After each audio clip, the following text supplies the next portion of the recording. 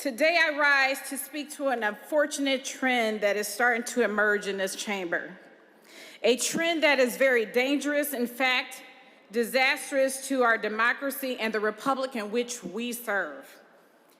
We are steering away from bipartisanship, collegiality, and a spirit of goodwill, and headed towards becoming a chamber that resembles a third world nation whose parliaments engage in physical fights, throwing chairs at each other during heated debates.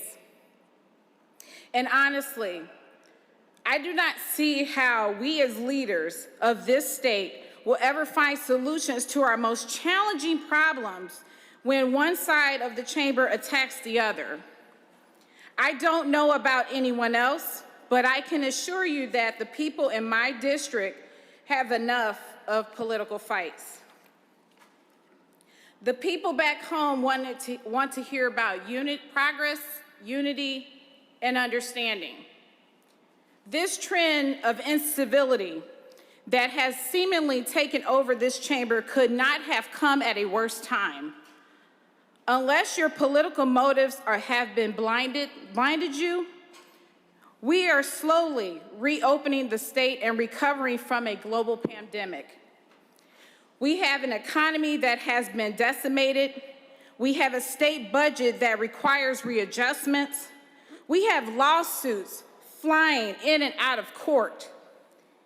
We have a county sheriffs who openly defy the governor's orders, and if none of this grabs your attention, we have a flooding tragedy in Midland and surrounding communities that will require all of us to step up our game and do everything we can to help the thousands of brothers and sisters who have been impacted. The latest comments, I am not from Detroit, or everything isn't about Detroit, is divisive, tacky, and quite frankly, insulting, especially when the members of this chamber are considering the following. Over the weekend, the people of Detroit asked me about the people in Midland and how the people in Detroit were praying for the people of Midland, and how the people of the 3rd District wanted me to do everything I could to help the people of Midland. This is what makes me proud to be a Detroiter.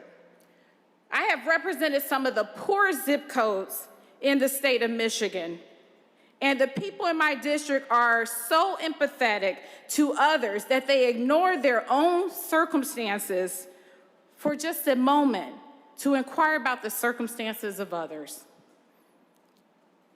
That is what being a Detroiter is all about. I don't consider myself a person who engages in partisan attacks, and I don't engage in that type of behavior.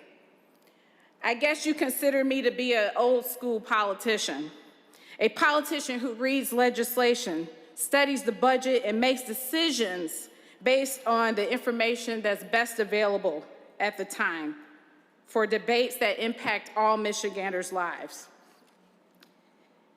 And it's okay to have a professional disagreement without engaging in a prolonged state of pettiness and vitriolic criticism. I'm originally from Cincinnati, Ohio, and I have lived in Detroit for the past 20 years. And I am proud to call myself a Detroiter. I'm proud to raise my children in Detroit, and I'm proud to represent Detroit. As duly elected state senator, I would be negligent in my duties if I did not stand up here and voice my disapproval regarding the lack of civility and the apparent disrespect of my people and my city during this challenging times. I will not sit here and allow for anyone to disrespect the memory of the people who God has called up to as a result of this pandemic. These people have names to them.